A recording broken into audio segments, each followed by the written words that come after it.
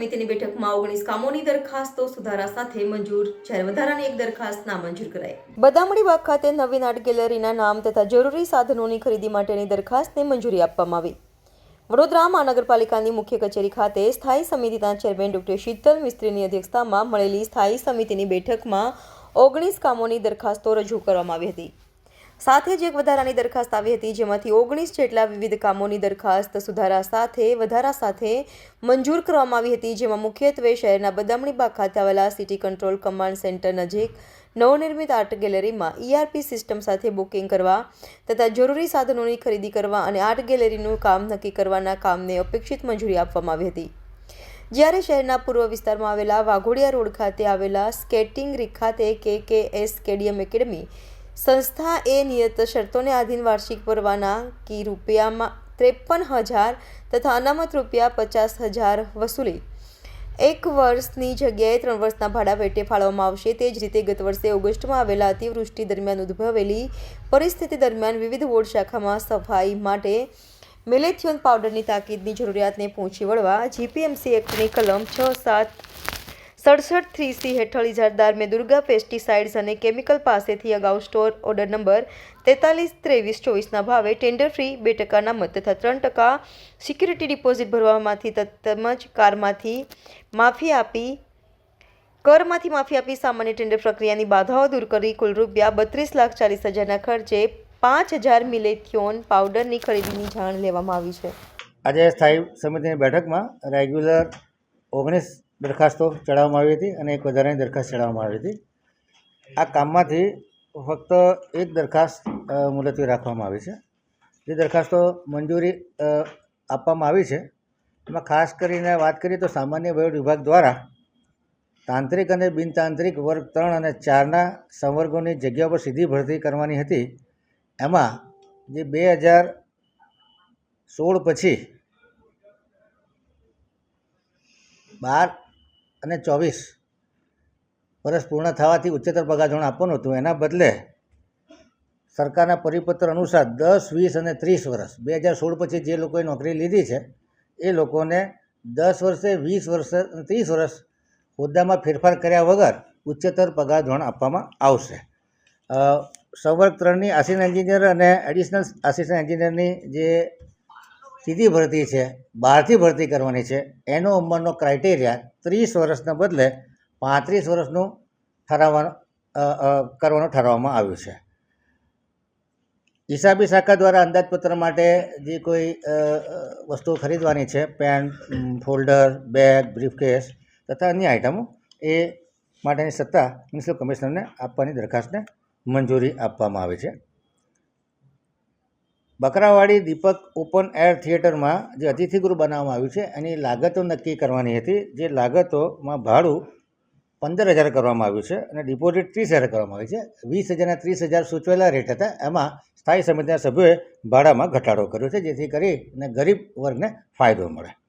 Waghodia skating ring 53,000 તથા અનામત 50,000 વસૂલ લઈ અને 1 વર્ષના બદલે 3 વર્ષ ભાડા પટ્ટે ફાળવવા માટેનું કામ સર્વાનુમતે મંજૂર કરવામાં આવ્યું છે.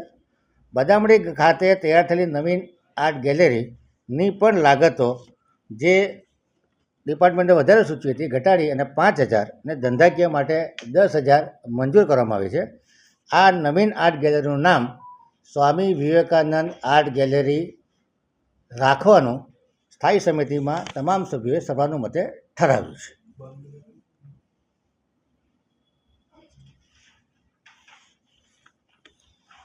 વડોદરા શહેરમાં દક્ષિણ ઝોન, પશ્ચિમ ઝોન અને પૂર્વ ઝોનમાં જે ડોર ટુ ડોરના ઇજારા કરવામાં આવ્યા છે.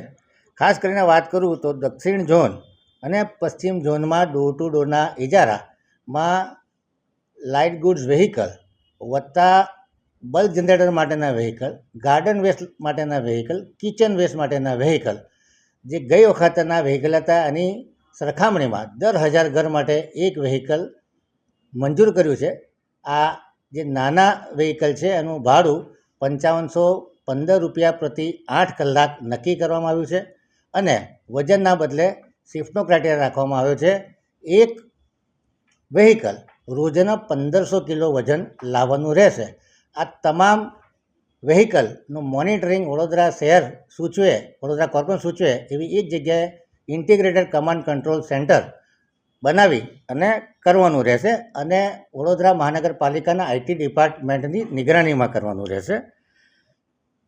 એ સિવાય જે વ્હીકલ રિક્ષા લાવવાની છે એ કોન્ટ્રાક્ટરે પોતાના ખર્ચે લાવવાની રહેશે. એ ટાઈપિંગ મિસ્ટેક હતી, એ પણ સુધારો કર્યો છે. દરેક વ્હીકલનું થર્ડ પાર્ટી ઇન્સ્યોરન્સ હોવો જોઈશે એવી પણ શરત રાખી છે.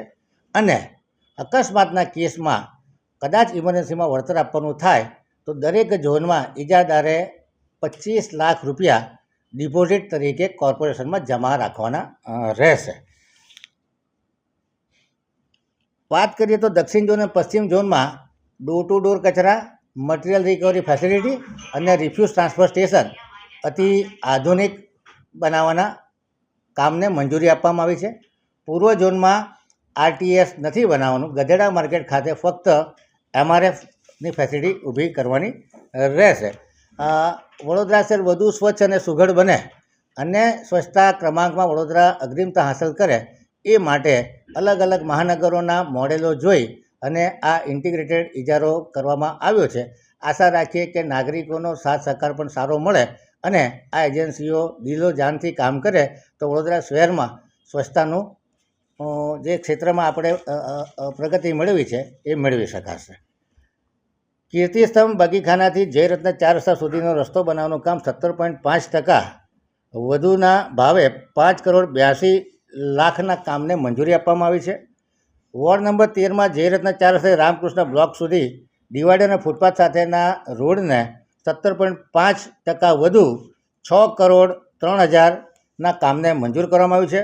બરોડા ડેરી તલસાડી જંકશન સુધી પ્યોર બ્લોક ફૂટપાથ તથા રોડ વાઇડનિંગ કાર્પેટ સિલકોટનું કામ છે એ 17.5% વધુના ભાવે મંજૂર કરવામાં આવ્યું છે. પ્રોપર્ટી ટેક્સમાં ઇન્સેન્ટિવ રિબેટ તરીકે જે લોકો ચાલુ વર્ષ પહેલાંના વેરા ભરવા આવે એ તમામ લોકોને વ્યાજમાં માફી આપવાના કામને મંજૂરી આપવામાં આવી છે. કોમર્શિયલમાં પણ 60% જે રિબેટ આપવાની હતી એના બદલે 80% આપવાનું ઠરાવવામાં આવ્યું છે. જે ભાડા આધારિત આકારણી પદ્ધતિ છે એમાં 100% વ્યાજમાં માફી આપવાનું ઠરાવવામાં આવ્યું છે અને બાકી 80% અને બંનેમાં રેસિડેન્શિયલ અને કોમર્શિયલ બંનેમાં 80% રિબેટ આપવાનું નક્કી કરવામાં આવ્યું છે. લાલબાગ ખાતેની જે ટાંકી જર્જરિત થઈ ગઈ હતી એને ડિમોલિશ કરી અને નવીન ટાંકી બનાવવાનું કામ કે જે 39.26% વધુના ભાવે 16,99,00,000ના ખર્ચે બનાવવાના કામને મંજૂરી આપવામાં આવી છે. ગોરવા કમાન્ડ વિસ્તારમાં સેકન્ડ ફેઝમાં જે એરિયા બાકી હતા એ એરિયામાં પાણીના નેટવર્કના કામને 13.8% ઓછા 3,99,00,000ના કામને મંજૂરી આપવામાં આવી છે. સ્વર્ણિમ ગ્રાન્ટ પેટે જે self propelled mechanical sweeper machine લેવાના હતા એ કામને હાલ પૂરતું મુલતવી રાખવામાં આવ્યું છે અને 12 તારીખે જે પતંગ મહોત્સવ છે